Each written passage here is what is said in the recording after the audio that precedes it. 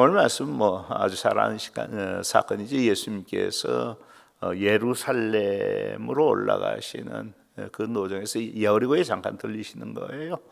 그런데 그 여리고 성을 떠나다가 맹인 두 사람을 만났게 돼서 그들의 눈을 띄워서 보게 만들어주신 그런 사건인데, 공관복음, 마태, 마가, 누가복음 세 복음서 모두에 이 기록이 되어 있는 그런 사건입니다. 그런데 그 복음서마다 기록하고 있는 그 내용들이 조금씩 달라요.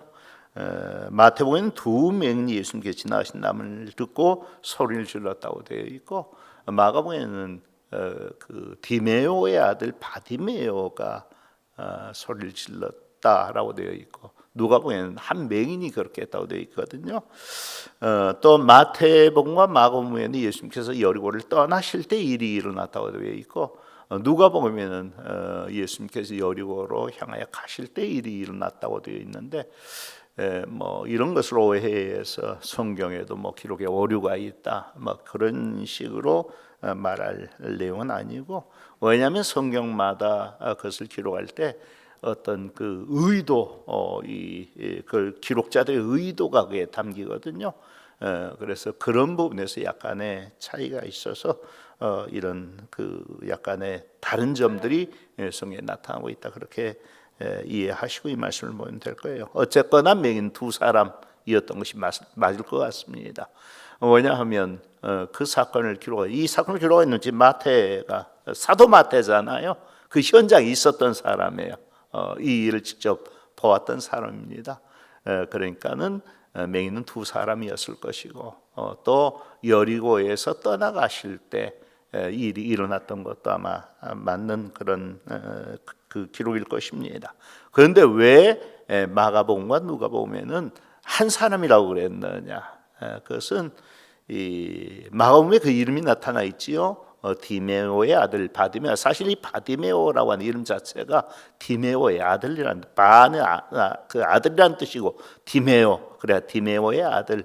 그래 자기 이름 아니에요. 아버지 이름을 따서 이것은 디메오의 아들이다, 그렇게 불렀던 사람입니다. 어쨌거나 이 바디메오입니다. 이 사람이 눈을 떴는데 아마 여리고에서 많이 알려져 있는 사람이었거나, 아니면 여기 34절 보면 그렇게 해서 눈을 뜨게 된 그 두 소경이 예수님을 따랐다라고 이렇게 되어 있는데, 아마 예수님을 잘 따라다녔고, 그래서 복음서가 기록될 당시에 모든 사람들에게 유명해져 있던 믿음의 사람이었던 것으로 이렇게 추정이 됩니다. 그래서 바디메오가 바로 이 이적의 사건을 통하여서 눈을 뜬 그 사람이다, 그런 뉘앙스에서 이 바디메오 한 사람에 대하여 여기 기록해 놓은 것일 수도 있을 것입니다. 그래서 어쨌거나 이 상황이 중요한 것은 이 시점에 예수님께서 스스로 죽으시기 위하여서 예루살렘으로 올라가신 그 길에 일어난 사건이거든요. 그래서 오늘 본문 바로 뒤에 이어지는 마태복음 21장의 내용을 보면 주님이 새끼 나귀를 타고 이 예루살렘 성에 입성하시는 그 장면이 바로 나타납니다. 하지만 이 모든 과정 속에서 주님이 먼저 입증하고 싶어야 했던 일이 하나가 있었던 것이지요. 뭐예요? 내가 메시아다, 내가 그 그리스도다라는 사실을 당시의 사람들에게 보여주시고 싶었던 것입니다. 주님 모든 사람들에게 그 일을 알게 하시길 원하셨어요. 그래서 십자가로 올라가시는 그 과정 속에서 계속해서 자신이 메시아이신 증거를 드러내시는 것입니다. 오늘 본문의 사건도 그런 의미가 있는 사건이에요. 그래서 보면 예수님의 일행이 이 예루살렘으로 가기 위해 그 여리고를 떠나려 하는데, 여리고에서 예루살렘까지 23km 정도밖에 안 됩니다. 가까운 거리입니다. 그냥 언덕을 따라 쭉 올라가면 거기에 이제 예루살렘이 있는 것입니다. 그런데 이제 며칠만 있으면 6월절 명절이거든요. 구약에 명령돼 있을 때 율법에 명령되기를 이스라엘 모든 남자는 이 유월절 절기에는 그 예루살렘 성령에 올라 하나님께 자신을 배워야 한다, 보여야 한다라고 이렇게 율법에 명령이 되어져 있어요. 그러니까 모든 이스라엘 남자 의무적으로 명절이 되면 예루살렘으로 올라가는 거예요. 그러니까 그런데 예수님이 예루살렘으로 올라가신단 말이에요. 좋은 기회잖아요. 주님과 함께 예루살렘으로 올라가다 보면 주님이 전해주시는 아주 좋은 말씀도 들을 수 있을 것이고, 또 혹시 주님이 어떤 이적을 행하시면 그런 이적도 볼 수가 있을 것이고, 뿐만 아니라 또 뭐예요? 이분은 틀림없이 메시아란 말이에요.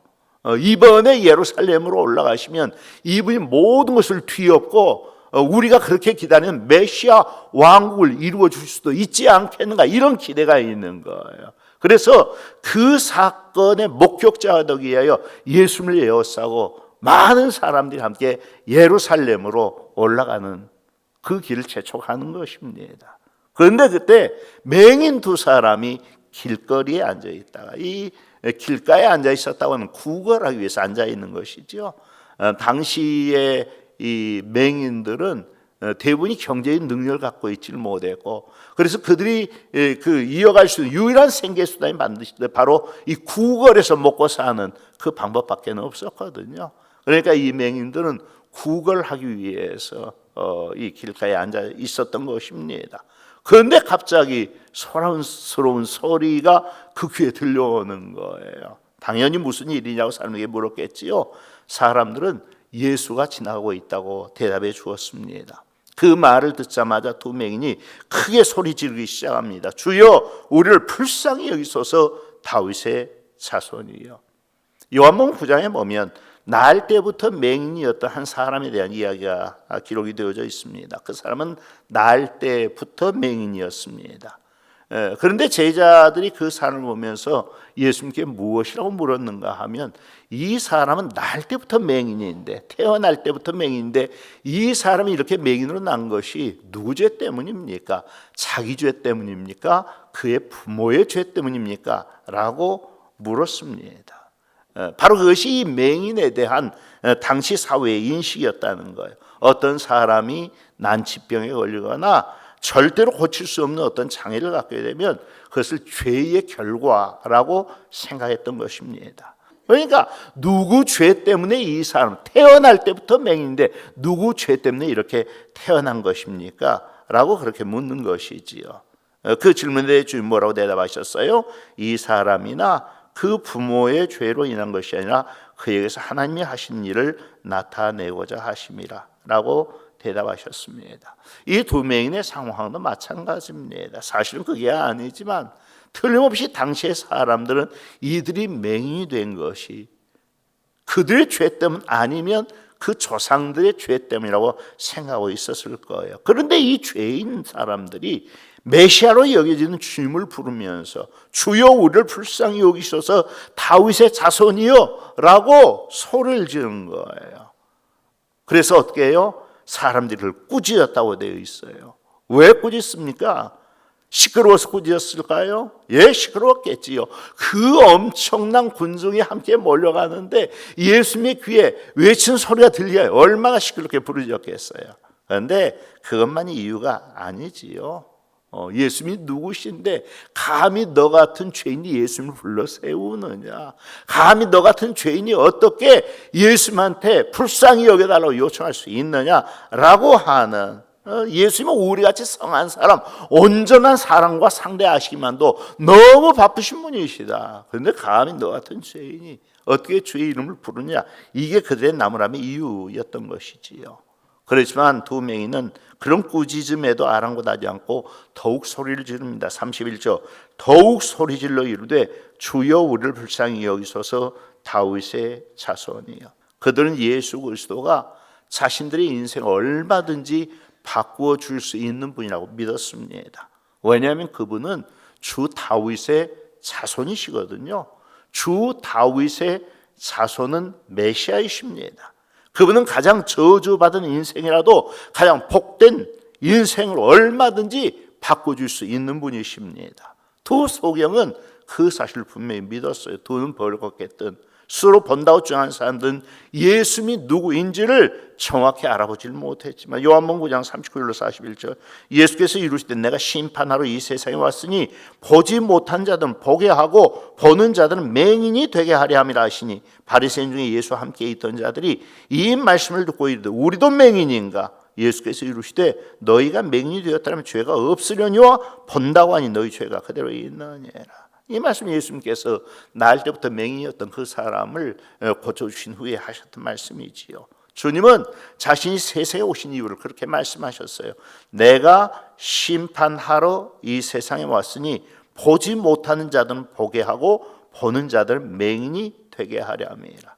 보지 못하는 자들은 보게 하고 보는 자들은 맹인이 되게 하는 그것이 주님이 심판하시는 내용 가운데 하나라는 거예요. 그런데 그것이 어떻게 심판이냐 하는 그 문제지요. 여기서 이 보지 못하는 자들이라고 하는 것은 육신의 눈으로 보지 못한 그런 사람들 아니에요. 죄로 말미암아 영적인 눈이 어두워져서 신령한 것들을 보지 못하게 된 그 사람들입니다.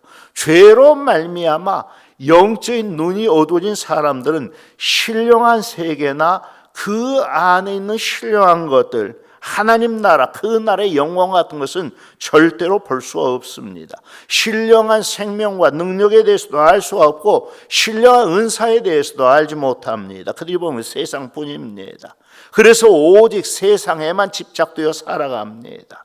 어떤 사람들이 영원한 것을 추구하지 않고 세상 것에만 집착되어 살아가는 것은 그들이 영적 소경이 되어 신령하고 영원한 것을 보지 못하기 때문에 그렇게 살아가고 많은 것입니다. 모든 죄인들의 상태가 마찬가지예요. 주님은 그렇게 영적으로 어두워진 눈을 가지고 있는 그 사람들의 눈을 띄워서 신령한 것을 볼 수 있게 만들어주기 위하여 세상에 오셨다고 하는 것입니다. 그러나 스스로 모든 걸 본다고 주장하는 사람들에 대해서 어때요? 그들이 본다 안다 하는 것 실제로 보고 아는 거 아니거든요. 그런데 그들은 자기들이 보고 안다고 생각하고 있는 바리새인들이 그랬어요. 우리는 모든 걸 다 알고 있다. 그래서 주님께 묻잖아요. 우리도 맹인인가? 그에 대한 주님의 대답은 뭐예요? 너희가 맹인이 되었다면 죄가 없으려니와 본다고 하니 너희 죄가 그대로 있느니라 라는 것이었지요. 무슨 뜻이에요? 너희가 스스로 맹인인 것을 깨달았더라면 본문에 나타난 맹인들처럼 나에게 너희 눈을 열어달라고 요청했을 거 아니야. 그러면 내가 너희 눈을 열어 보게 만들어 주었을 것이고 너희도 신령한 세계에 대해서 알게 되었을 것이다. 그런데 너희가 스스로 맹인 줄 모르고 그것을 요청하지 않기 때문에 그들은 어때요? 그대로 영적 소경 상태에 머물러 있을 수밖에 없는 것이고 영원한 것에 대해서는 알 수가 없는 그런 한계에 부딪힐 수밖에 없는 것이. 그래서 너희 죄가 그대로 있게 되는 것이다 라는 것이 주님의 말씀이었던 것입니다. 바로 그 문제입니다. 나는 보는 자인가 보지 못하는 자인가? 여러분 보는 자입니까 보지 못하는 자입니까? 본문의 두 맹인은 육신의 눈은 틀림없이 어두워져 있었고 감겨 있었어요. 그렇지만 영적인 눈은 밝은 사람들이었습니다. 그들은 예수님의 소문만 듣고서도 그분이 다윗의 자손 메시아인 것을 이미 알아차렸습니다. 뿐만 아니라 그분이 지금 자기들 앞을 지나가고 있다는 거예요. 소리칠 수밖에 없었지요. 주여 우리를 불쌍히 여기소서. 다윗의 자손이요. 이 다윗의 자손이라는 호칭은 전통적으로 메시아에게 적용된 호칭이라는 것 여러 번 말씀드렸습니다. 우리를 불쌍히 여기소서라고 외치는 것은 자기들이 불쌍히 여김을 받아야만 하는 존재라는 사실을 아는 거예요. 우리는 너무 불쌍한 존재입니다. 그래서 당신이 우리를 불쌍히 여겨주셔야 됩니다 라는 그런 외침이지요. 그러면서 주님은 당연히 메시아이시기 때문에 우리를 불쌍히 여겨주실 것이다 믿고 있는 거예요. 그 믿음대로 주님은 그 자리에 멈춰서서 맹인들을 불러 물으십니다. 너에게 무엇을 하여 주기를 원하느냐? 사실 이것은 모든 것을 다 하실 수 있는 분의 질문이지요. 뭐든지 요청만 해라. 내가 다 이루어 주겠다. 할 수 없는 사람을 이렇게 물을 수가 없는 거야. 너에게 무엇을 하여 주기를 원하느냐? 그에 대한 두 맹인의 요청이 무엇이었습니까? 눈뜨기를 원한다는 것이었습니다. 물론 맹인들이니까요. 이 눈이 어두운 이 문제 때문에 얼마나 비참한 인생을 살아왔습니까? 그러니까 당연히 눈을 뜨게 만들어 주십시오라고 요청하는 것이 맞는 것이지요. 그런데 사실 이것도 굉장히 어려운 거예요. 왜냐하면 우리가 누군가에게 무엇인가를 해달라고 요청을 할 때 내 생각에 절대로 불가능한 것을 한 것을 해달라고 요청을 합니까? 아니면 그래도 얼마만큼의 가능성이 있는 것을 해달라고 요청을 합니까? 여러분이 하나님께 기도를 드린단 말이에요. 우리가 기도를 할 때 하나님께 내 생각에 절대로 불가능한 일을 이루어달라고 기도합니까? 아니면 내 생각에 그래도 얼마만큼은 가능한 일을 이루어달라고 기도합니까? 저도 그렇지만 사실 불가능하다고 단정된 일을 위하여서 그 일을 이루어달라고 기도하는 건 절대로 쉽지 않습니다. 우리는 누구나 그래도 이 정도는 될 수 있지 않겠는가, 이걸 위해서 기도하고 있지요. 이 맹인의 상황으로 돌아서 생각을 해보십시오. 지금 이 사람이 날 때부터 맹인이었는지 중도 실명자인지는 알 수 없습니다. 그렇지만 시력을 잃은 그것은 이미 그들에게 운명처럼 고착되어 있는 문제였거든요. 그들에게 눈을 뜰 수 있는 가능성이라고 하는 것은 1%도 남아있지 않았어요. 그럼에도 불구하고 이것은 어쩌면 주님을 만날 수 있는 마지막 기회입니다. 그럼 뭘 요청해야 되겠어요? 눈 뜨는 것은 너무 어려울 것 같고, 그냥 우리가 거지로 살아가지 않도록 평생 먹고 살 것이나 좀 주시면 좋겠습니다. 얼마나 이런 걸 요구할 수 있거든요. 그런데 이 사람들은 전혀 불가능할 것처럼 여겨지는 그 일을 주님께 구하고 있는 거예요. 우리 눈을 떠서 보게 하옵소서. 어떻게 이걸 요청할 수 있었느냐? 주님이 메시아이신 것을 믿었기 때문에 이것을 요청할 수 있었다고 하는 것입니다. 그는 메시아란 말이에요. 메시아가 오시면 이렇게 하실 거라고 이사야 35장 4절로 6절에 약속되어 있습니다. 굳세어라, 두려워하지 말라. 보라, 너희 하나님이 오사 보복하시며 갚아주실 것이라. 하나님이 오사 너희를 구하시리라 하라.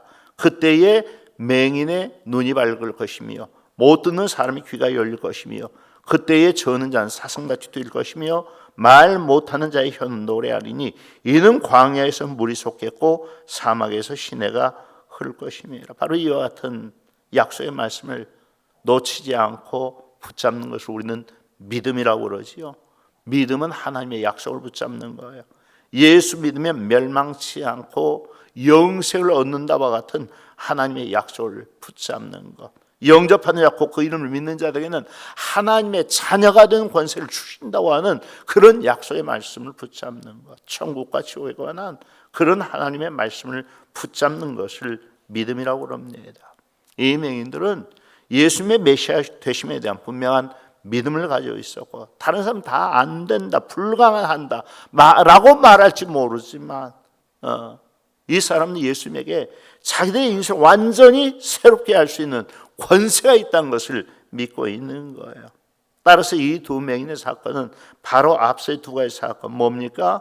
내가 무슨 선한 일을 해야 영생을 얻을 수 있습니까? 라고 물었다가 내 재산 다 팔아 가난한 사람들에게 나눠주고 그러다 와서 나를 쫓으라고 하셨을 때 이 청년은 재산이 많은 사람이었던 거로 근심하며 그냥 돌아가고 말았지요. 바로 그 사건을 꾸짖는 것입니다. 혹은 예수님이 십자가를 지시기 위하여 예루살렘으로 올라가고 계시다고 말씀을 하시는데 주의 나라에서 우리 중 하나는 주의 우편에 하나는 주의 좌편에 앉게 해주옵소서라고 요구하는 그 문제를 서로 다투는 이 제자들의 믿음 없는 것을 꾸짖는 사건으로 바로 본문의 이 사건이 여기에 등장하고 있는 것입니다. 어떤 의미에서 그런가 하면 부자 청년이나 예수님의 제자들이나 다 무엇에 대해서 관심을 갖고 있었어요? 영원한 것이 아니라 이 세상에서의 삶이지요. 이 세상에서의 부유함, 이 세상에서의 높아짐, 그걸 놓아버리지 못하는 거예요. 그러면서 또 메시아 왕국이라는 게 있다면 그 나라에서도 높아지기를 원한 것입니다. 그렇지만 영원한 것을 얻기 위해서 세상을 포기할 줄은 모르는 사람들입니다. 그런 사람들 하나님 나라에 합당한 사람들이 절대로 아니지요. 우리는 육신의 눈과 함께 영적인 눈도 열려 있어야 됩니다. 바울 사도는 너희가 그리스도와 함께 다시 살리심을 받았으면 위의 것을 찾으라. 거기는 그리스도께서 하나님 우편에 앉아 계시느니라. 위의 것을 생각하고 땅의 것을 생각하지 말라고 말씀합니다. 위의 것을 볼 줄 아는 눈이 열려 있어야 된다는 거예요. 땅의 것에 대한 시선은 조금 부족해도 괜찮아요. 위의 것에 대한 시선은 밝고 분명해야 합니다.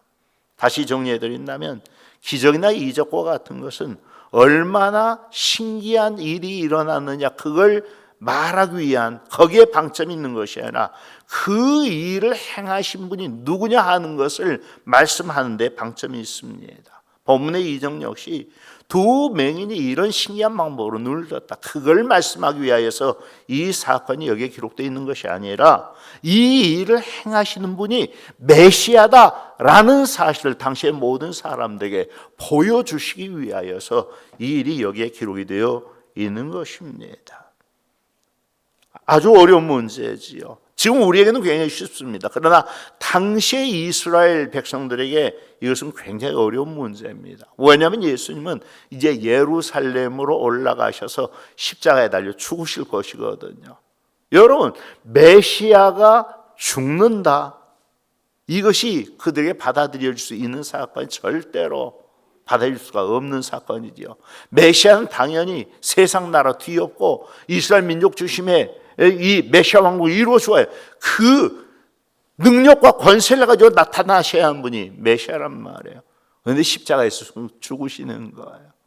그렇지만 이 사건을 통하여서 주님 말씀하십니다. 내가 예루살렘에 올라가 십자가에 죽을지라도 나는 메시아다. 이 사건을 보면서 내가 메시아인 것을 믿어라 라고 사람들에게 요구하시는 것입니다. 사실 주님은 메시아 왕국을 이루시기 위하여서 예루살렘에 올라간 것이 아니라 십자가에 죽기 위해서 예루살렘에 올라가시는 거거든요. 주님은 로마 제국을 무너뜨리기 위하여 세상에 오신 분이 아니에요. 죄와 사망의 권세를 무너뜨리기 위하여 세상에 오신 분이십니다. 그렇게 십자가에서 죽으시는 분이 인간 예수가 아니라 메시아이신 사실을 모든 사람들이 확증하기 위하여 예루살렘으로 올라가시는 그 시점에 이 이적을 행하시는 것이고, 그래서 이 이적 속에는 내가 예루살렘에 올라가 많은 고난을 받고 십자가에 죽게 되겠지만, 그러나 내가 너희를 대속하기 위하여 세상의 메시아인 것을 믿으라는 주님의 요구가 바로 이 사건 속에 담겨 있는 것입니다. 그래서 묻는데, 여러분 어떻습니까? 오늘 우리는 이와 같은 영적인 진리를 잘 깨닫는 자이고 분명한 확신 가운데 서 있는 사람입니까? 무엇보다 신령한 일들에서 좀 잘 깨닫고 있습니까? 그러면서 세상 것보다는 위의 것을 더 추구하는 사람들입니까? 아직 그렇지 못하다면 우리 역시 본문의 맹인들처럼 내 눈을 떠서 보게 하소서라고 기도해야 합니다.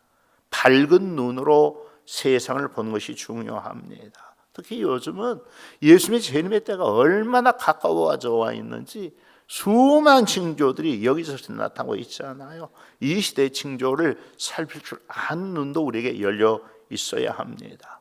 육체의 눈은 조금 어두울 수 있지만 영적인 눈은 밝아야 됩니다. 그렇게 해서 밝은 눈 가지고 예수 더 잘 믿는 우리 모두가 될 수 있기를 주의 이름으로 축복합니다.